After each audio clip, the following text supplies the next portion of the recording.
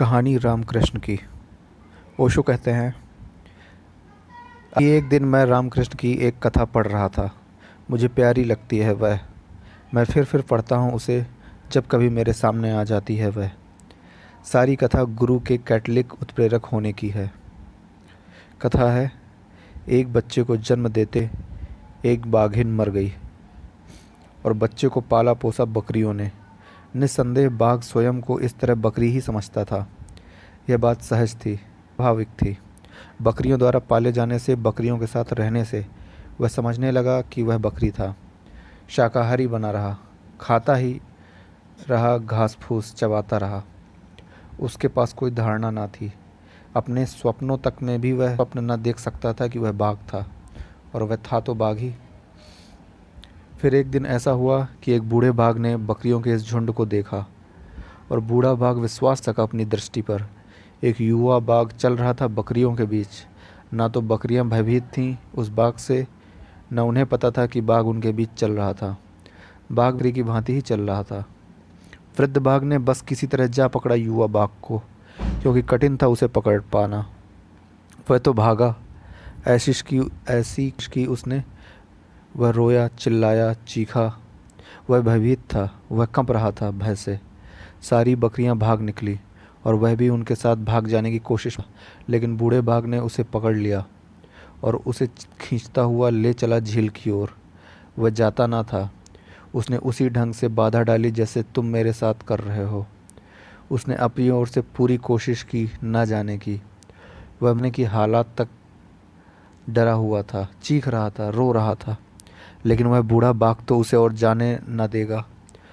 बूढ़ा बाघ अभी भी खींचता था उसे, और वह उसे ले गया झील की तरफ। झील शांत, निस्तरंग, किसी दर्पण की भांति। उसने युवा बाघ को बाध्य किया पानी में झांकने के लिए। उसने देखा आंसू भरी आंखों से।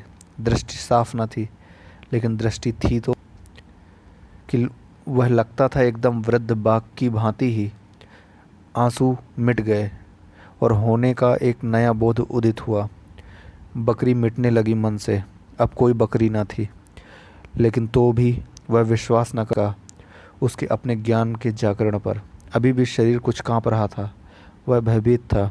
वह सोच रहा था, शायद मैं कल्पना ही कर रहा हूँ। एक बकरी ऐसे अचानक ही बाघ कैसे बन सकती है? यह संभव नहीं। ऐसा कभी हुआ नहीं। ऐसा इस तरह कभी नहीं हुआ। वह विश्वास न कर सका अपनी आंखों पर।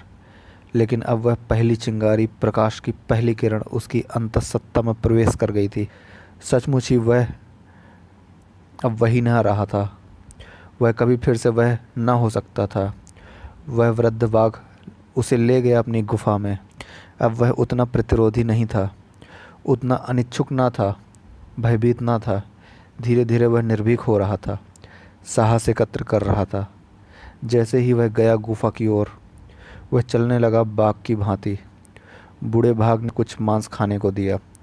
यह बात कठिन थी शाकाहारी के लिए, करीब करीब असंभव, उबकाई लाने वाली। लेकिन बूढ़ा बाघ तो कुछ सुनता ही ना था। उसने उसे मजबूर किया खाने के लिए।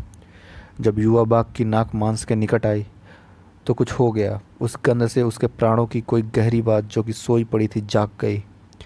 वह खिंच गया, आकर्षित हो उठा मांस की ओर, और वह खाने लगा चाव से। एक बार उसने स्वाद चख लिया मांस का। एक गर्जन फूट पड़ी उसके प्राणों से। बकरी भी हो गई उस गर्जन में, और बाघ वहाँ मौजूद था अपने सौंदर्य और भव्यता सहित।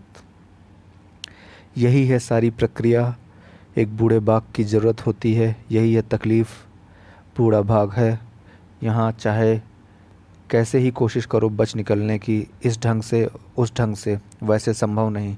तुम अनिच्छुक होते हो। झील तक तुम्हें ले जाना कठिन है, लेकिन मैं तुम्हें ले चलूँगा। तुम घास खाते रहे जीवन भर। तुम बिल्कुल भूल ही चुके थे मांस की गंध। मैं तुम्हें बाध्य कर दूंगा उसे खाने के लिए। एक बार स्वाद मिल जाए तो गर्जना फूट पड़ेगी। वह विस्फोट में बकरी तिरोहित हो जाएगी और बुद्ध उत्पन्न होंगे। तो तुम्हें इसकी चिंता करने की ज़रूरत नहीं कि मुझे अध्ययन करने के लिए इतने सारे बुद्ध कहाँ से मिलेंगे। मैं निर्मित करूँगा उन्हें।